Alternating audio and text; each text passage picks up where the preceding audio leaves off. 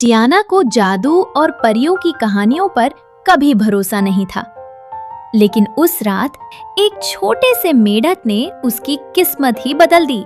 Tiana मेहनती लड़की थी, जिसके सपने बहुत बड़े थे। एक शाम महल में भव्य शाही उत्सव हुआ और पूरा शहर रोशनी व फूलों से सज गया। दोस्त टियाशा के कहने पर टियाना भी पार्टी में गई, जहां हरे रंग की पोशाक में वो किसी राजकुमारी जैसी लग रही थी। रात के समय वो महल की बालकनी में खड़ी होकर झील में चमकते चांद को देख रही थी। तभी उसे एक छोटा हरा मेंढक दिखा, जो अचानक इंसानी आवाज में बोलने लगा, डरो मत, मैं कोई साधारण मेंढक नहीं हूँ।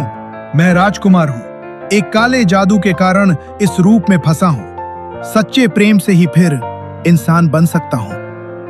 अगर तुम्हारी कहानी सच है तो मैं तुम्हें आजाद करने में मदद करूंगी।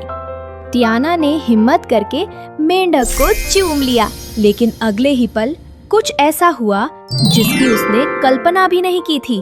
टियाना ने खुद को भी एक छोटे मेंढक के रूप में पाया। राजकुमार हैरान रह गया। क्या तुम राजकुमारी नहीं हो? जादू केवल किसी असली राजकुमारी के स्पर्श से ही टूट सकता था।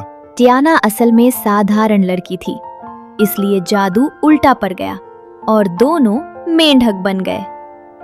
अपना असली रूप वापस पाने के लिए दोनों रहस्यमयी जंगलों और दलदली इलाकों की ओर निकल पड़े। लोग मानते थे कि जंगल में एक बूढ़ी साध्वी रहती है, जो जादू और श्राप जानती है।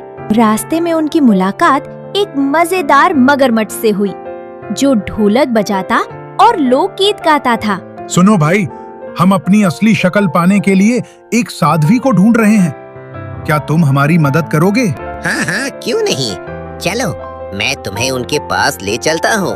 बूढ़ी साध्वी ने उनकी कहानी सुनकर कहा कि श्राप तोड़ने के लिए आज रात से पहले किसी असली राजकुमारी का चुंबन चाहिए, वरना दोनों हमेशा मेंढक बने रहेंगे। ये सुनकर दोनों शहर लौटे, जहां उसी रात महल में कई राजघरानों के साथ फिर से शाही समारोह चल रहा था।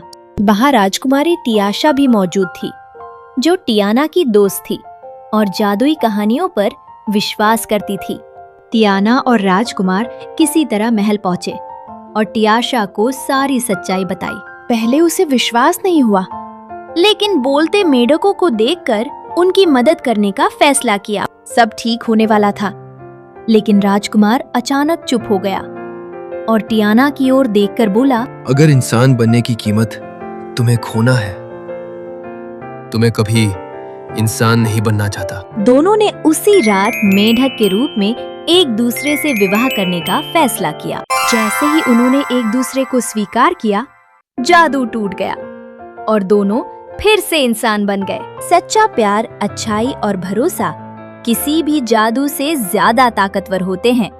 अगर आपको ये कहानी पसंद आई हो तो कृपया लाइक, शेयर और सब्सक्राइब करें।